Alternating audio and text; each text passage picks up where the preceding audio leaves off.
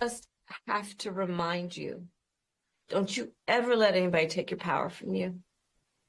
You have the same power that you did before November 5th. And you have the same purpose that you did. And you have the same ability to engage and inspire. So don't ever let anybody or any circumstance take your power from you. That was Vice President Kamala Harris last week, sharing some optimism and strength with her supporters while addressing her loss to President-elect Donald Trump. Yet Trump's imminent return to the Oval Office has had a ripple effect in the professional world, particularly on women. Mental health experts say they're seeing many female patients disappointed with the election results who are going into the office with, quote, even high-functioning depression. Here to discuss, MSNBC contributor Huma Abedin, who is also vice chair of Forbes and Know Your Values 3050 Summit, and Forbes women editor Maggie McGrath. Maggie, your team's been reporting on this. I do understand it. For me, the impact on women's health has just been devastating. And in terms of dealing with moving forward, now it's about moving forward within this new reality and trying to see what can be done about these strict bans. And it's hard that we're taking such a step back to take a step forward. Talk more about your reporting on this dynamic at Forbes Women. What have you found? You are absolutely right, Mika. We have, of course, the policies that affect women's health, like reproductive health, but this is about mental health. And what the American Psychological Association has found over the last many years is that elections stress people out. We know this. 70% of U.S. adults actually said this year that they were stressed by the presidential election. But what's really notable is that this stress and anxiety did not dissipate after the election results. And in particular, this is affecting women. Medical doctors who spoke with Forbes Women said that patients who are female and or parents and or part of the LGBTQ communities, in other words, people who could be most affected by the policies of the incoming administration, are appearing outwardly fine but internally struggling. What this means on a practical basis: they might be showing up at work, getting stuff done, but they could be procrastinating. They could be calling out sick a little bit more. They could be engaging with coworkers less and experiencing uncharacteristic feelings of irritability and detachment. Now, the popular term for this is, quote unquote, high functioning depression. But I would note that that's not a clinical diagnosis. You won't find it in the DSM-5. So if you've been feeling off, if you've been feeling hopeless, talk to a healthcare professional, talk to your doctor, talk to a counselor, because you really do want to ask for help if this persists for many weeks at a time. Now, Huma, Democrats are having deja vu in a huge way, with noticeable similarities, of course, between then Democratic nominee Hillary Clinton, your boss, in 2016, and then the loss Kamala Harris just went through. What are you hearing from women on the mental health front or overall, and what are you telling them?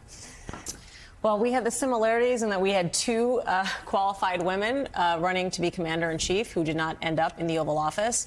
I think the difference, the biggest difference I have seen and heard, I was actually at the Eleanor's Legacy event last night. This is an organization that supports pro-choice Democratic women running for office.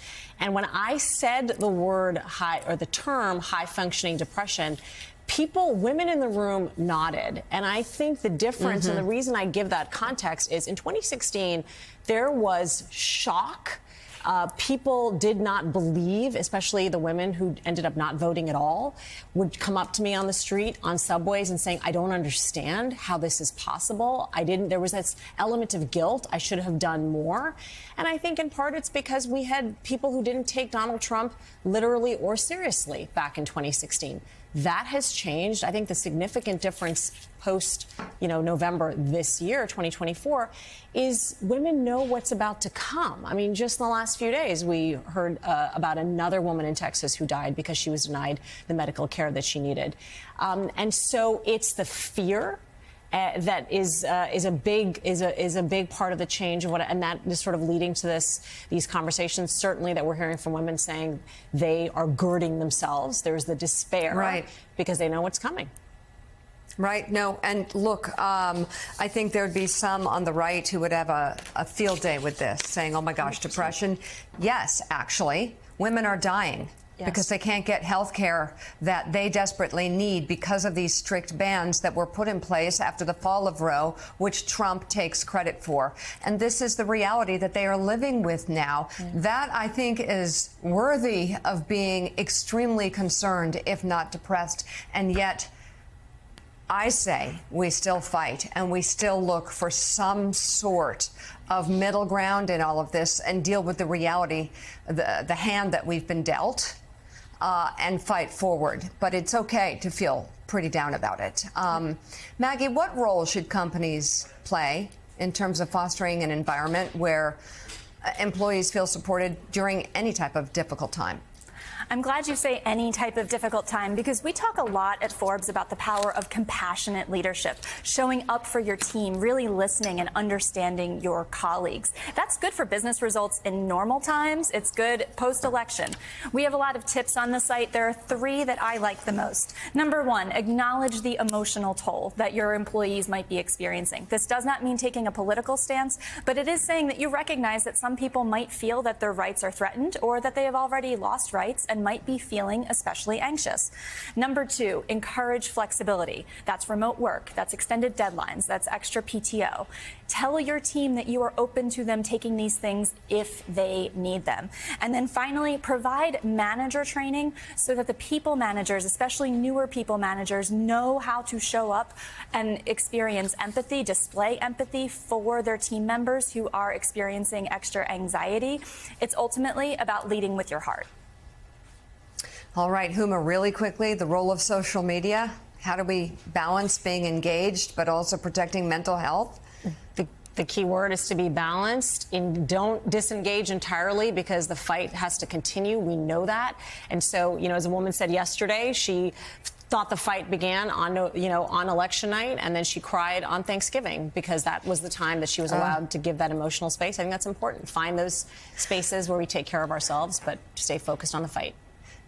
Maggie McGrath and Huma Abedin, thank you both very much. And don't forget, nominations for the Forbes and Know Your Value 4th Annual 50 Over 50 Global List still open and due to high demand. We're extending the deadline to December 9th.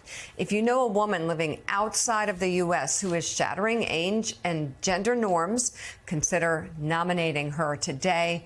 You can nominate yourself as well. You can get all the details at Forbes.com and KnowYourValue.com.